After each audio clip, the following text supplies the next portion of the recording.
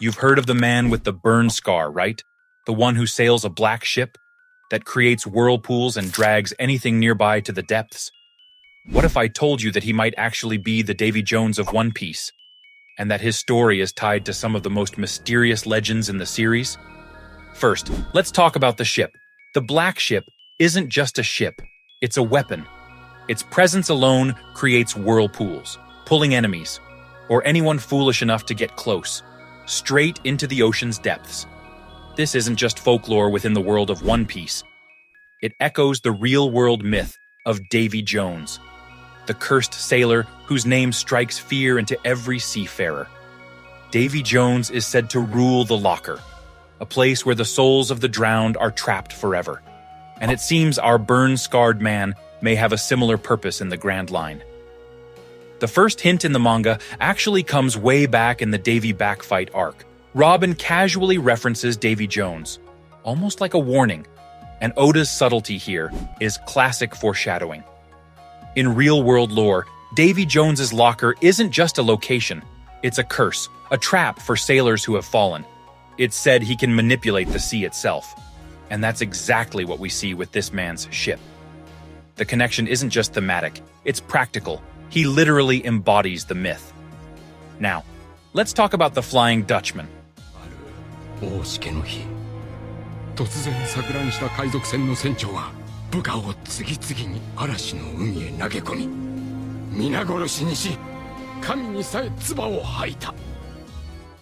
The Black Ship's traits mirror the legendary Ghost Ship, a vessel that never truly sinks, cursed to roam the oceans. And if this ship is indeed inspired by the Flying Dutchman, then it would make sense that the burn-scarred man isn't just any pirate. He's a supernatural force, a ruler of the seas. And here's the kicker. The Flying Dutchman is also tied to the idea of capturing souls, which lines up perfectly with the lore of Davy Jones's locker, making him potentially a collector of those who die at sea, or maybe even a dealer of fate. And if that's the case, then it opens a wild possibility for Eustass Kid. We know Kid sank after his encounter with Shanks at Elbaf, a near-death moment that could have ended him. But what if in a cruel twist of fate, Davy Jones intervened, saving him from certain death, in exchange, perhaps, for his loyalty, his worldview, or even his soul, giving Kid a chance to survive, but also binding him to a new purpose, one that's much darker than chasing the One Piece, one that could tie him to the deeper, cursed elements of the world.